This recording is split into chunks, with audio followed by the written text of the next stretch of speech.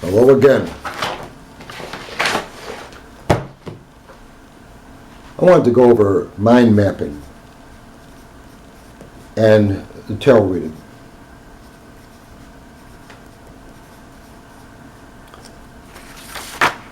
When I first started writing books in the tarot, the reason I did is because I saw a definite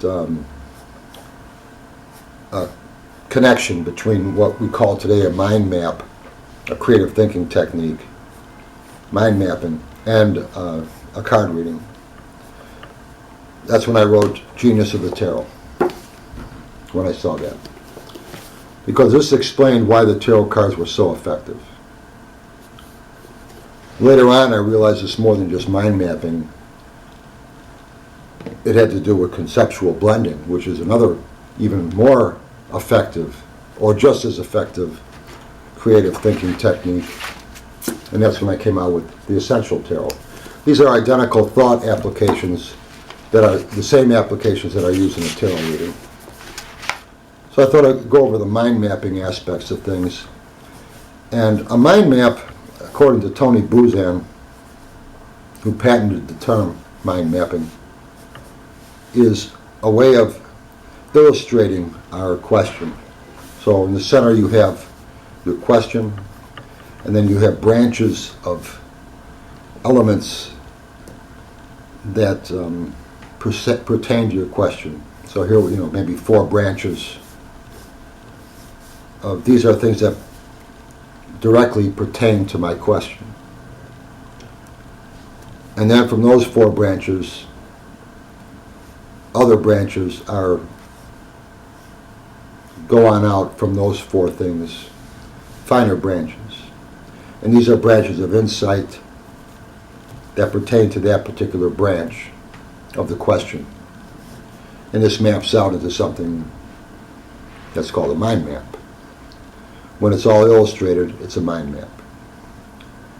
And this works out very well for the mind to find new ideas. So it's a very creative thinking type of, very good creative thinking technique, mind mapping. And I say a card reading is the same exact application, except for a card reading isn't illustrated on paper, although you could if you wanted to. A card reading is verbally expressed branches of insight. And each position of the card spread is one of your basic branches of the mind map. Each position is. And then as a card is laid into those positions, the reader gets finer branches of insight on what that card means in relation to the position it's placed with. And these branches of insight are verbally expressed to the seeker, to the client, and that's what a card reading does. That's what a card reading is. Information, advice, insight, based on these tarot cards that are placed into the positions of the card spread,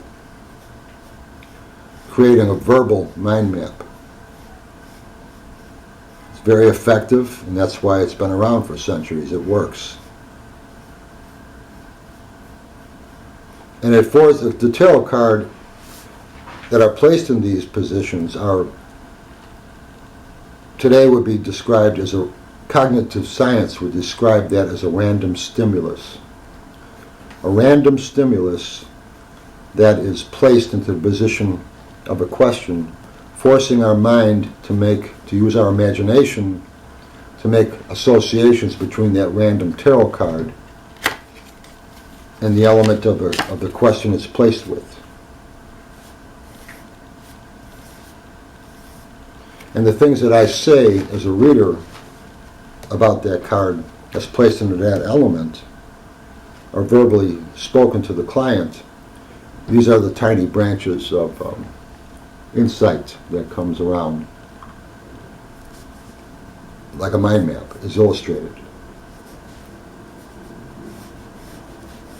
So it has the same application of thinking, only one is illustrated and one is verbally expressed. So I say a tarot reading is basically a mind map, which is why it's an effective way to find answers. It allows us to see things we didn't see before we sat down with those cards. New ideas. It forces you to use your imagination, and imagination is a gateway to your intuition. And so it allows you to spark your intuition for insight on what we're looking into.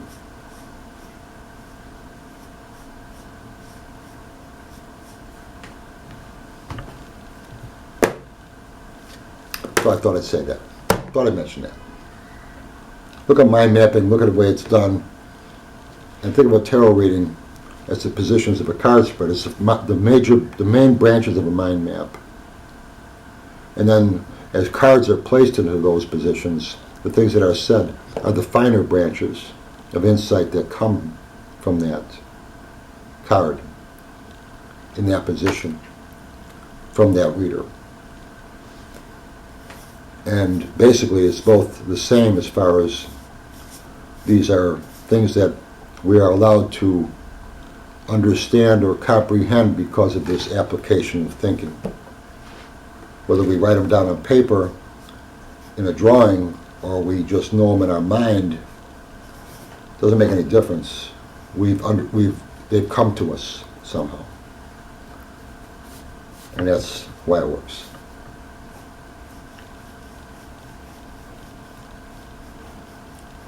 So I hope that this little YouTube here would help explain that a little bit. That's it. Mind mapping, if you're interested in that, it's in my book, Genius of the Tarot, A Guide to Divination with the Tarot. And I have a chapter on mind mapping in there. Both my books, Genius of the Tarot and Essential Tarot, have creative thinking techniques in them. And both of them teach you how to read tarot cards.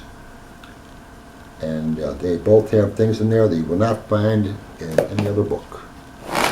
So, thanks for watching. Bye.